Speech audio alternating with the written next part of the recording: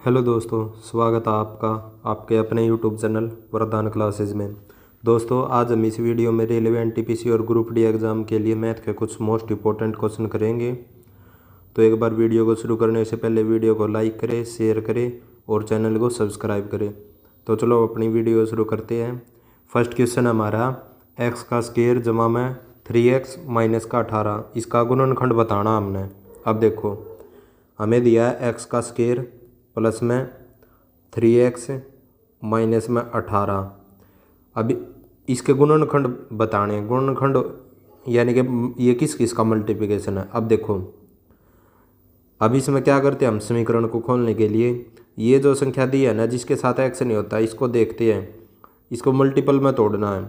देखो 6 दिए 18, 6 और 3 के रिस्पेक्ट में तोड़ लिया और इनका डिफरेंस देखो, 6 में से 3 गया, 3 भी आ रहा, ये आना चाहिए हमारा जो x के साथ है। अब देखो 6 और 3 की रिस्पेक्ट में तोड़ लिया। अब लिखो एक्स स्क्वायर जमा में 6x माइनस का 3x और माइनस का 18 इक्वल में 0। अब देखो 6x माइनस में 3x हमारा 3x के बराबर है। ठीक है, इस तरह हमने इसको तोड़ना होता है। अब देखो आगे, अगर मैं यहाँ से यहाँ तक x का मान, x को कॉमन निकाल लेता हूँ तो यहाँ बचा हमारा x जमा में यहाँ पर बचा हमारा 6। आगे माइनस का 3 कॉमन निकाल लेता हूँ मैं यहाँ से, तो देखो अंदर बचा हमारे पास x और यहाँ से -3 कॉमन निकल जाएगा तो प्लस का 6 बचेगा इक्वल में 0। अब देखो x प्लस 6 लिखा और ये जो इनके साथ मल्टीपल में है ना, इसको अलग लिखते हैं हम, x माइनस में 3 इक्वल में 0। अब देखो ये इन दोनों का मल्टीप्लिकेशन है, ये जो समीकरण है। तो देखो किस ऑप्शन में है, ये ऑप्शन नंबर सी हमारा राइट आंसर हो जाएगा। x प्लस 6 और x माइनस 3 का गुणनखंड है ये। नेक्स्ट क्वेश्चन हमारा, अब देखो इसमें दिया 17 किलोमीटर प्रति घंटा की गति से रोहित और 22 किलोमीटर प्रति घंटा की गति से साइकिल चलाती रुचिका एक दूसरे की ओर चलते हैं। यदि वे 44 मिनट के बाद मिलते हैं तो प्रारंभ में उनके बीच की दूरी कितनी थी। अब देखो डिस्टेंस पूछे, डिस्टेंस के लिए क्या सूत्र होता है, स्पीड गुणा में टाइम। अब देखो स्पीड क्या है, ये 17 किलोमीटर प्रति घंटा की स्पीड से आ रहा है रोहित और ये एक दूसरे की तरफ आ रही है, यानी कि रुचिका भी इस तरफ आ रही है 22 किलोमीटर प्रति घंटा की स्पीड से। ये 17 और ये 22 की स्पीड से एक दूसरे की तरफ आते हैं तो स्पीड क्या होती है, जुड़ जाती है। तो स्पीड कितनी होगी, 7 2 9 3 39 होगी हमारी स्पीड। तो लिखो स्पीड हो गई हमारी 39 गुणा में, अब देखो ये किलोमीटर प्रति घंटा में स्पीड और टाइम हमारा मिनट में है 44 मिनट। अब इस मिनट को घंटे में बदलेंगे तो क्या करेंगे, बटे में 60 कर देंगे। अब ये घंटे में आ गया। ठीक है, अब इसको सोल्व करेंगे, इनके बीच की दूरी आ जाएगी। 4 से काटा 11, 4 से काटेंगे 15, अब 3 से काटेंगे, 3 पंजे 15, 3 से काटा 13, अब 13 ही गुणा करेंगे 11 में, 3 4 1 बटे में 5, अब 5 से काटेंगे, 5 दूनी 10, 4 5 8 40, बचा 3 5 6 30, 28.6 किलोमीटर की दूरी आ गई हमारी। तो देखो ऑप्शन नंबर 4 हमारा राइट आंसर हो गया। नेक्स्ट है, अब देखो इसमें पूछा इसने, यदि द्विघात समीकरण के मूलों का योग -7 है और उनके मूलों का गुणनफल 12 है तो द्विघात समीकरण ज्ञात कीजिए। अब देखो समीकरण निकालने का सूत्र बताता हूँ मैं आपको, एक्स स्क्वायर लिखते हैं हम, फिर प्लस में माइनस में लेते हैं हम, माइनस में मूलों का योग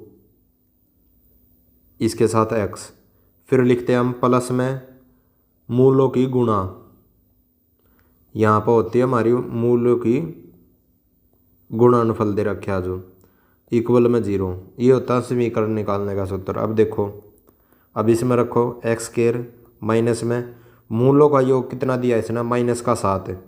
तो माइनस का 7 लिख लिया, इसके साथ x है, प्लस में मूलों का गुणनफल। गुणनफल हमारा कितना है 12, इक्वल में 0। अब यहाँ पर हो गया x square, minus minus plus हो जाएगा, 7x जमा में 12 इक्वल में 0। ये देखो कि इस ऑप्शन में दोनों प्लस के होने चाहिए, दोनों प्लस के पहले ऑप्शन में है, तो पहला ऑप्शन हमारा आंसर हो जाएगा। नेक्स्ट है, अब देखो इसमें दिया किसी वस्तु पर 20% की छूट, प्रोमो कोड लगाने पर उसे 10% की अलग से छूट मिल गई, तो उसकी टोटल छूट बतानी है। अब देखो टोटल छूट निकालने का तरीका बताता हूँ मैं आपको।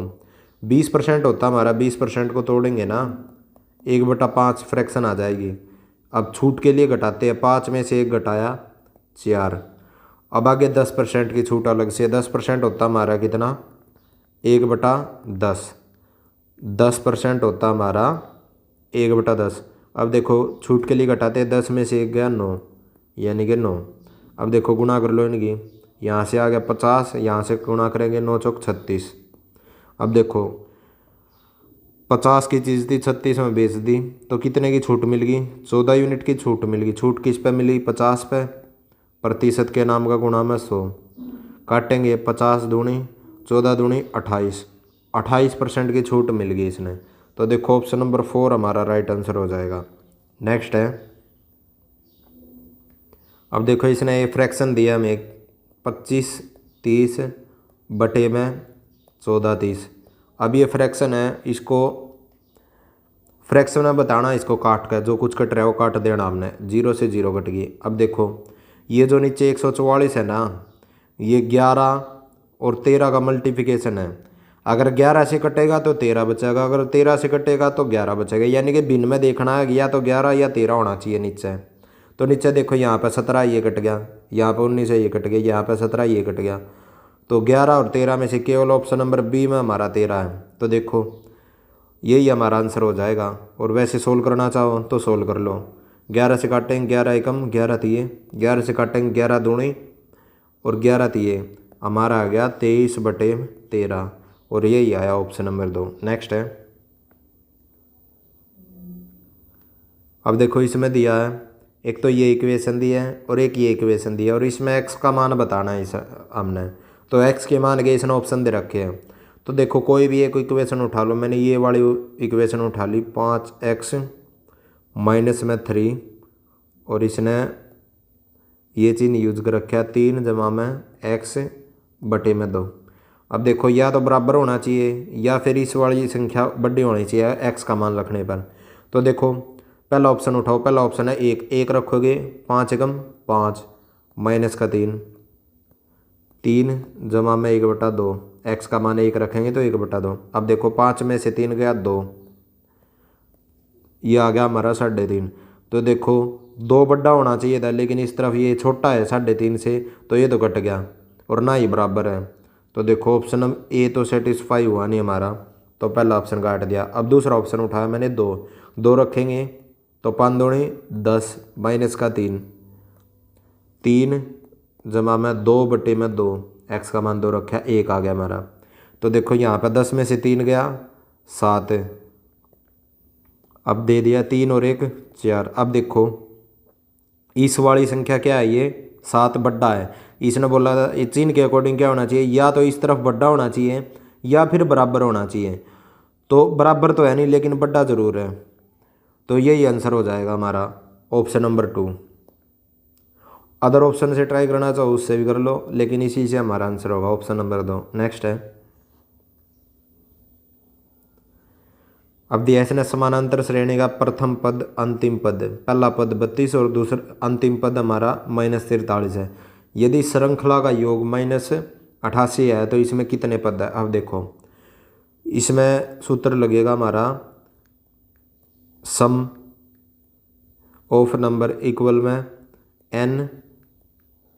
n बटे में 2 पहला पद जमा में अंतिम पद, ये वाला सूत्र लगाएगा इसमें। अब देखो ये होता हमारा सम, यानी कि जोड़ कितना दे रखा है इसे -88 इक्वल में n का मान पूछा है इसने। पद होता है ना कितने पद, यानी कि n का मान पूछ रहा है, यहाँ पे पद होते हैं n। पहला पद इसने दे रखा है 32 हमारा, और इसने अंतिम पद दे रखा माइनस का 43। तो देखो माइनस का 88 इक्वल में n बटे में 2। यहाँ पे हम घटाएंगे तो ये बच जाएगा हमारा 43 में से 32 के 11 आ गया। और 43 बड़ी संख्या के आगे माइनस है तो माइनस का 11 आ जाएगा। अब देखो जो कटता काटो, माइनस से माइनस कट गया, 11 से क्या काटा, 11 अट्ठे 2 उस तरफ जाएगा तो बटे में उस तरफ गुणा में हो जाएगा, 8 दूनी 16। तो n का मान कितना आ गया, 16। 16 पद थे इसमें। तो देखो ऑप्शन नंबर ए हमारा राइट आंसर हो जाएगा। नेक्स्ट है, अब देखो इसमें दिया 18% वार्षिक दर पर एक निश्चित राशि के 2 वर्ष के साधारण ब्याज और चक्रवृद्धि ब्याज के बीच का अंतर दे दिया इसने कितना, 81। तो वह राशि पूछी इसने। अब इसमें सूत्र लगेगा, डिफरेंस 2 वर्ष के लिए होता है, इसने 2 वर्ष का चक्रवृद्धि ब्याज और साधारण ब्याज का अंतर दिया। तो इसके लिए सूत्र होता है डिफरेंस इक्वल में प्रिंसिपल गुणा में R% का स्केयर। अब देखो डिफरेंस कितना है इसने, 81, प्रिंसिपल इसने पूछा, गुणा में R% इसने 18 दिए। तो 18 स्केयर दे रखा तो 2 बारी 18 आएगा, 18 गुणा में 18 बटे में प्रतिशत का भी स्केयर है तो 2 बारी 100 आ जाएगा बटे में। तो काटो जो कटता है, 9 से काटेंगे 9 दूनी 18, 9 से काटा 9, 9 से काटेंगे 9 दूनी 18, 2 दूनी 4, 4 से काटा 25। तो गुणा करेंगे 2500। अब ये नीचे उस तरफ जाएगा बराबर में तो गुणा में आ जाएगा 2500 इक्वल में हमारा P। तो प्रिंसिपल हमारा कितना आ गया, 2500। तो ऑप्शन नंबर ए हमारा राइट आंसर हो गया। नेक्स्ट है, अब देखो इसने दिया ये पॉइंट दे दिए 12 -1 -3 और 4 को मिलाने वाली रेखा को वाई एक्स किस अनुपात में विभाजित करेगा। अब देखो अगर बात करें वाई एक्स की, वाई एक्सिस की, तो x इसमें 0 होता है। अगर यहाँ पे x अक्ष की बात करता तो y 0 हो जाता, ठीक है। अगर y की बात करें तो x 0, अगर x की बात करें तो y 0। अब देखो किस अनुपात में काटा। अब अनुपात के लिए सूत्र लगता है यहाँ पे x इक्वल में m(x2) जमा में n(x1) बटे में m प्लस में n। m और n अनुपात होते हैं जिस अनुपात में इकट्ठा, और m और n का मान पूछा है, इसने अनुपात पूछा है तो m n का मान पूछा है। अब देखो यहाँ पे मान रखेंगे x का मान 0 इक्वल में m इसने निकालना है, पूछा है y2। अब देखो ये जो पॉइंट दे रखे हैं ना इनको लेंगे 12 और माइनस का 1, फिर दे दिया इसने कितना, माइनस का 3 और 4। अब देखो ये होता हमारा x1 y1 x2 y2। अब देखो रखेंगे हम तो y2 का मान कितना हमारा -3, तो यहाँ पर गुणा में हो जाएगा माइनस का 3 प्लस में, फिर दे दिया इसने n और फिर दिया x1 का मान है 12 तो 12 ले लिया हमने बटे में m प्लस n का मान पूछा इसने। m प्लस n जो नीचे है इसको बराबर से इस तरफ लाएंगे तो गुणा में आ जाएगा यहाँ पर भाग में, तो 0 के गुणा में कुछ भी हो 0 होगा, तो ये तो 0 हो गया इक्वल में। अब इसकी गुणा करेंगे -3m प्लस में 12 और n 12n। अब देखो ये माइनस का इस तरफ लेंगे प्लस का हो जाएगा, बराबर से इस तरफ लेंगे तो 3m इक्वल में 12n। अब यहाँ से m और n का मान निकलेगा तो m बटे में n यहाँ पर गुणा में इस तरफ लेंगे भाग में 12, 3 इस तरफ गुणा में भाग में लेंगे, 3 से काटेंगे 4, 4 बटे 1 आ गया, यानी कि 4:1 आंसर हो जाएगा हमारा। तो देखो ऑप्शन नंबर ए हमारा राइट आंसर हो जाएगा 4:1।